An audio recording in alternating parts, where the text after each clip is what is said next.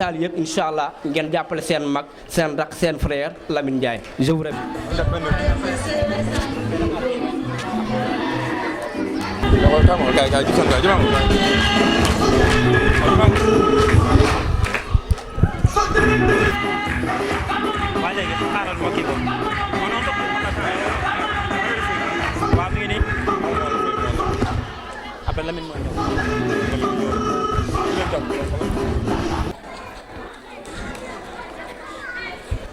Voilà, nous avons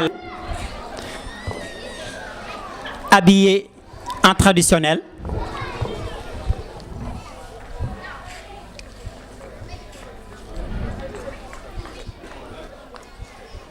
Merci. Je voudrais juste m'adresser à vous, chers élèves. Merci encore. Je m'en vais de ce pas. damaa ñëw juste dégg ngeen naan Lamine Ndiaye dafa baax te Olof Ndiaye daf ne suñ nee nit dafa baax dañu naan ndax mbokk yaa ko wax mbokkam yépp nag àndandoo nañu ne wii ñépp àndandoo nañu parce que Lamine Ndiaye nii li mel nii mbaaxam ngeen di wax noonu la war a mel ndax Ndiaye Amadou mu ndëri Abdoulaye wali ma taxuma mi ci mbett mi ci somb donay Elimaan ma Njaay jee borom fasu naari góor yi ci mbett mi ci somb donay Tamsir ma ba jaxu soo baaxul kenn du baax munoo bon sañoo bon dangaa juddu fekk taaw bi jiitu taaw bi nga xam ne moo juddu njëkk a baax nga ñëw jaar ci ay tànkam te nag kenn bonul ba ci caat mi amul ko bon Njaay bu ma li ma bëgg a wax yëpp mënu ma koo wax barke Sëriñ Babacar Si mënu ma wax lépp foofu laa mën a yem.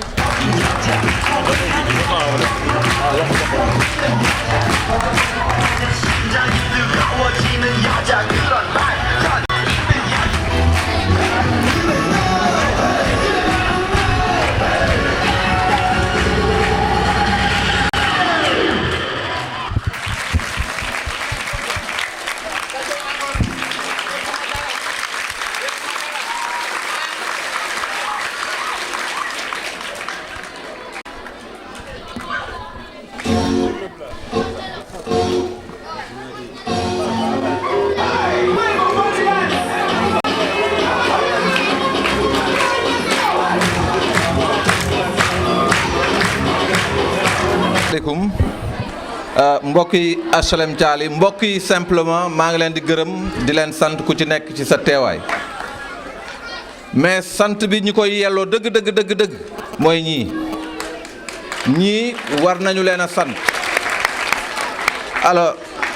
daf ci am ñoo xamante ni man ñi nga xamante ni ñoo ci samay rakk dëkk ak ñun fii taxuñu may wax ndax li ma ci war moom moo leen ci war mais daf ci am ay jàmbur yoo xam ne dañoo jóge ci àll ba fas yéene woon leen jàppale ndax liggéey bi ñuy def ni mu leen ñoree ñu ne na ñëw jàpp ci ñooñu nag dama leen bëggoon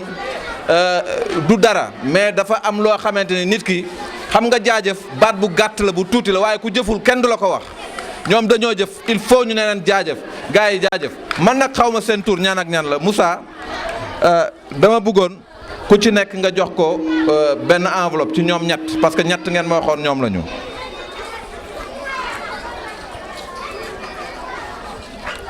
Monsieur le représentant du ministre Augustin Tine, Monsieur le représentant du ministre Thierno Alassane Sall, Monsieur le représentant de l'honorable député Abdou Mbow, Monsieur le coordinateur du mouvement Bâtir notre cité Pape Mamour Fall, Monsieur Ahmed Georges, secrétaire général du syndicat Réel, Monsieur le coordonnateur du cadre des enseignants de Diakhao Thialy, Monsieur Edmond Signou, président du GIE Garabgui, Madame Ndeye Diaw, présidente du réseau des femmes du mouvement Bâtir notre cité, Madame la coordinatrice des Amazones de Lamine Aïcha Fall, Mesdemoiselles les bébés de Lamine Aïcha Fall, parents d'élèves, chers apprenants. Permettez-moi tout d'abord de rendre grâce à Dieu pour m'avoir permis de marquer de ma présence cette cérémonie ô combien magnifique et solennelle. Ensuite, de féliciter tous ceux ou celles qui se sont mobilisés autour de cette belle initiative qui consiste à accompagner nos enfants pendant la période des vacances scolaires en prenant de leur temps et de leurs ressources. Qu'ils soient remerciés par ma voix pour l'organisation de cet après-midi de récompense pour couronner 21 jours d'efforts soutenus. Chers encadreurs, au nom de tous les parents qui se sont volontairement prêtés à ce jeu, je vous remercie d'avoir bien voulu grignoter de votre temps pour encadrer nos enfants. Chère population de Diakhao Thiali, avec la naissance de votre mouvement Bâtir notre cité, un nouveau vent porteur d'espoir a commencé à souffler dans notre ville. Les valeurs citoyennes et civiques vont refaire surface au grand bonheur des parents que nous sommes. Chers parents, en acceptant d'adhérer à cet élan de solidarité auquel nous vous avons conviés, cela démontre que vous avez compris qu'il faut certes enseigner et outiller nos enfants qui seront les futurs cadres de ce pays, mais aussi qu'il faut leur inculquer les valeurs civiques et citoyennes. Mesdames et messieurs, la cérémonie d'aujourd'hui est certes une fête pour nos enfants méritants, mais également un après-midi de retrouvailles avec une occasion d'échanger entre nous sur les multiples questions qui nous assaillent. Chers enfants, chers participants, devrais-je dire, un pays ne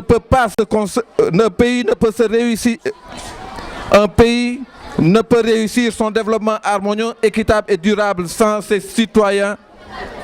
conscients de leurs responsabilités, donc des citoyens bien éduqués. Le citoyen bien éduqué est un citoyen respectueux des lois et règlements, des principes éthiques et éthiques de son pays. Or, l'on ne peut respecter ni reconnaître une quelconque valeur dans l'ignorance et la légèreté. Et c'est pour la construction et la consolidation du savoir-faire, du savoir simplement et du savoir-être que l'on fait appel à vous, éducateurs. Il arrive souvent que nous reprochions à nos concitoyens et parfois à nous-mêmes des actes et des gestes allant à l'encontre de ce que nous aurions plaisir à partager ou serions fiers de montrer à d'autres. Par là, nous reconnaissons de fait des faiblesses et insuffisances qui sont généralement que des manifestations des manquements de l'éducation dans toutes ses composantes.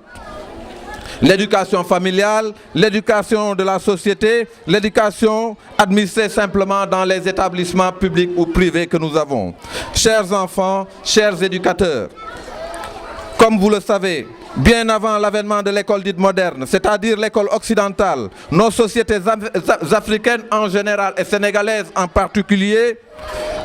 avaient leur propre système éducatif qui sécrétait nos propres valeurs civiques et morales, à savoir le respect de la parole donnée et l'engagement pris envers autrui, le bannissement du mensonge, du vol, de la tricherie, la lutte contre l'injustice d'où qu'elle vienne, l'ardeur au travail, le refus de la facilité et de la dépendance, la promotion de la solidarité. Mesdames et messieurs, chers invités, nous devons vite agir avant que ces valeurs ne subissent une altération, et là c'est une priorité. Car toute démission de notre part face aux agressions multiples d'autres cultures sera synonyme de déchéance programmée de nos propres valeurs. Je voudrais rappeler que pour être exceptionnel, il faut certainement une part de don, mais pour réussir, il suffit seulement de bien travailler. Dès lors, je vous invite encore et encore au travail. Prenez plaisir dans le travail bien accompli pour votre réussite scolaire, tout comme pour la consolidation des valeurs civiques. In fine, je voudrais vous demander, à vous tous ici présents, d'être mon interprète auprès de tous ces fils de Diakhao Thiali qui ont largement réussi leur vie, machallah, pour un sursaut de solidarité en faveur des populations vulnérables de notre cité. Car c'est tout le monde, c'est sur tout le monde qu'il faudra s'appuyer pour développer notre cité. Je ne saurais terminer mon propos sans exprimer ma gratitude, ma profonde gratitude à Monsieur le Président de la République Macky Sall et à la Première Dame du Sénégal pour le soutien constant qu'ils ne cessent de nous apporter. Vive le mouvement Bâtir notre cité, vive le mouvement du nouvel engagement citoyen, vive le président de la République Macky Sall, inspirateur de l'Alliance pour la République, vive le Sénégal et que Dieu vous garde. Je vous remercie de votre aimable attention. mbokk yeeg xarit yi bis bi tey bis bu màgg la. bis bu màgg la ci ñun ndaxte bis la boo xamante ni dañu dundalaat loo xamante ni ñun ñii jaar nañ ci suñu mag suñu nijaay Doudou Gueye wax na ko sànq fàttali na ko fi cours de vacances daf fi daan am ñun dañ ci daan bénéficier wu mais barewul tey jii xalaat jamono jooju nga xam ne ñun jëriñoo woon nañ ci te am na lu ñu jëriñoo woon ci cours de vacances yooyu moo taxoon ñu xalaat ko ñi ko xalaat nag du Lamine Ndiaye ñii ñoo ko xalaat ñii dama bëggoon ngeen tàccu leen lu ngeen mën. jàngalekatu caal yi nga xam ne dañoo regroupé wu autour de ce cadre là dama bëggoon ñu tàccu leen lu ñu mën gàcce ngaalaama on ne peut pas assez vous remercier et on ne vous remerciera jamais assez li ngeen def lu rëy la bu leen ko xeeb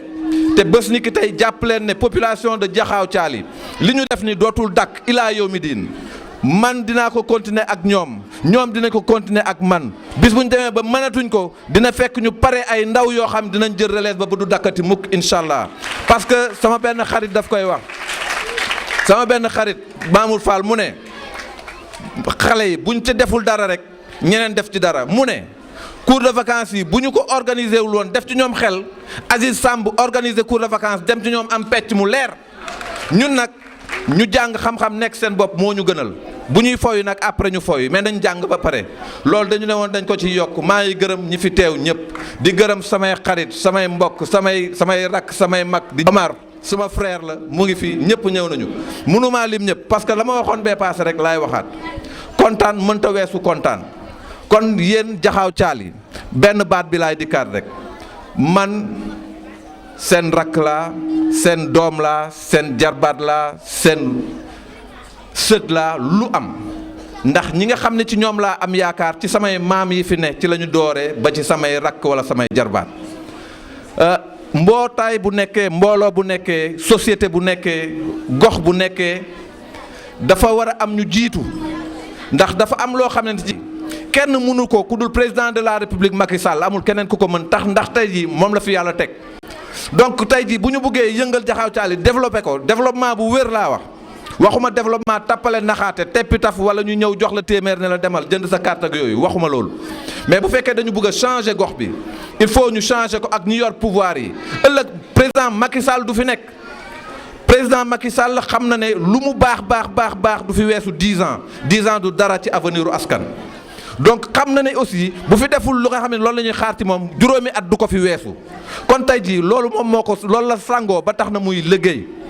ñun bu fi Macky Sall nekkatul caal yi dafay continuer nekk bu fi Macky Sall demee caal yi dafay continuer di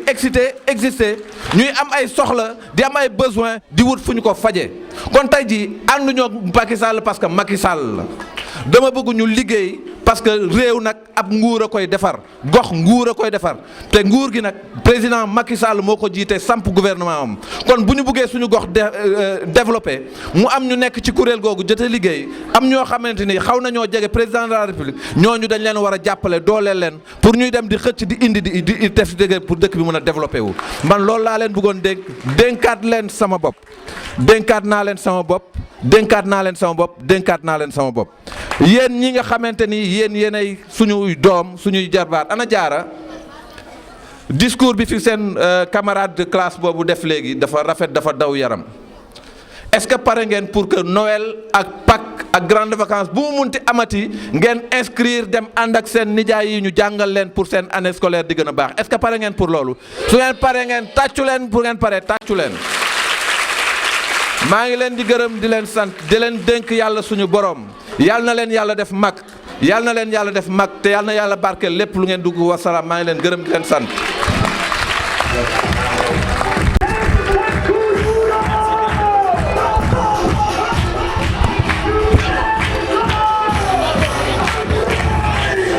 Merci Cheikhna. Yes. Cheikhna. Le son s'il te plaît. Merci grand Lamine yaakaar naa wax nga lépp wax ji rafet na merci. dama ci yokk tuuti lu ndaw rek à l'endroit des parents d'élèves ñun li ñu mën nekk ak xale yi ci classe yi xale yi bu ñu ñibbee ci kër gi li ci des yéen la yéen tamit am ngeen rôle boo leen war a jouer bu leen yaakaar ne ñun kese la ñun li ñu mën mooy nekk ak xale yi ci classe yi di leen dimbali ca la ñuy jàng bu ñu ñibbee tamit parent bi waajur bi war na laaj doomam ana li ngeen jàng ana li ngeen def loolu def suba ngeen donc on va d'abord donner ces prix à ces élèves et on appelle Monsieur Demba Diop.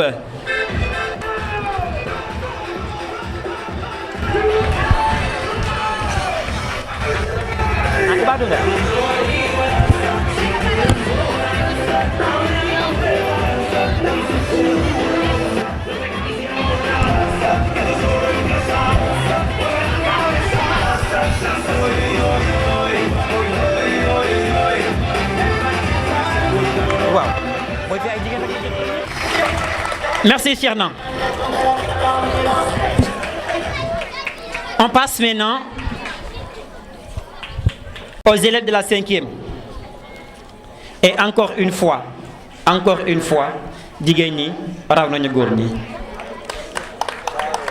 Qui est le premier? Aïssata Ba avec une moyenne de 19. On l'applaudit. Aïssata Ba, elle est là?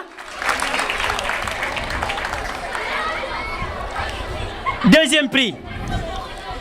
Fatimata Aïdara. Fatimata avec une moyenne de 18,50.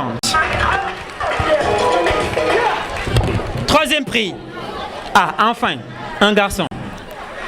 À ses excellents élèves.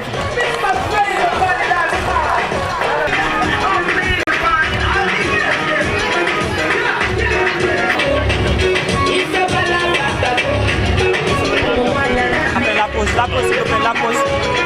Nadjaway.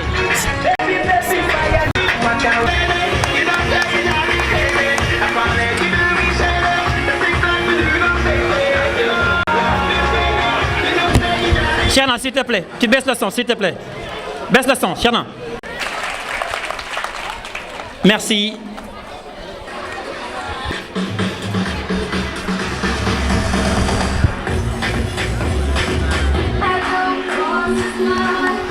Merci, encore des applaudissements pour ces enfants.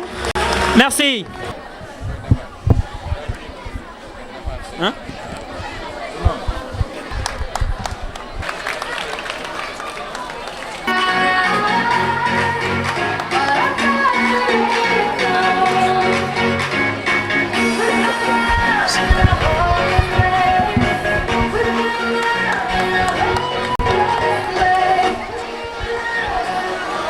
أعوذ بالله السميع العليم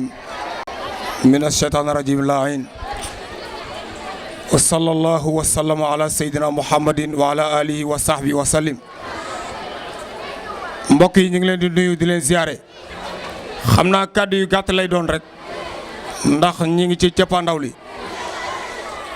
ñuy njëkk a def nag mooy nuyu suñu mbokk yi nga xam ni ñoo ñu jàppale ci liggéey bu rafet bii. xam naa su ma tuddee suñu mag Lamine Ndiaye rek yóbbaale ñëpp géew tuddaale sama mag Demba Diop ak suñu mag Ahmed George ak suñu nijaay Max ak suñu doyen Bouba Saw bu ko defee cours de vacances nag li ma ci boole damay jàng ci benn xadis Seydina Muhammad ni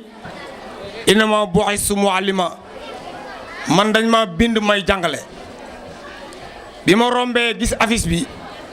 ma dem woo Abdou Kane ndax Abdou Kane ñoo bokkoon benn zone bu ñu doon jàngalee ma laaj ko cours de vacances bi nu muy demee mu wax ma ko ma xëy rek dem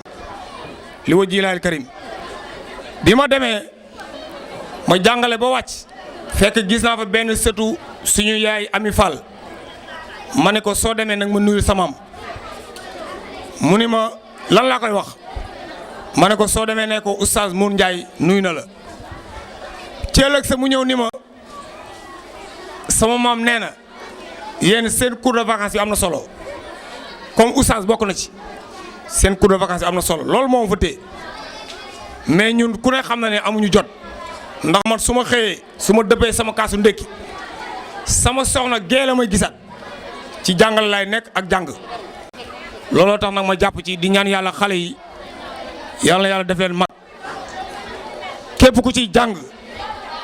na nga jàpp sam njàng ndax gis nga ku jàngul Serigne Touba dafa wax ci benn téere daf ko tënk na ci olof. mi bu ko bàyyiloo dara nee na xale boo ko jàngul baa bu ko bàyyiloo dara ndax loo ko bàyyiloo du ko bàyyi nee na xale yi soo ko jàngalul siin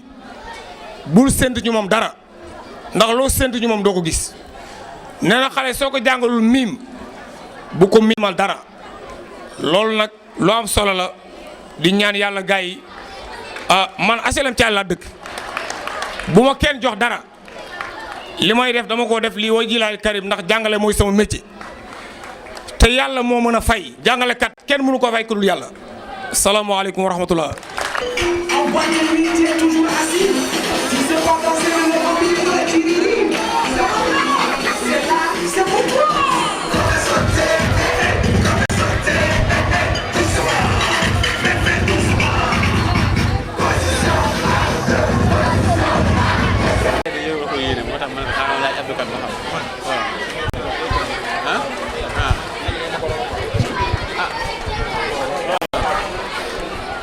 Participer à la... S'il vous plaît. Est-ce que les enseignants peuvent venir participer à la photo de famille? Les enseignants, s'il vous plaît. Ah, d'accord. Monsieur Agnès.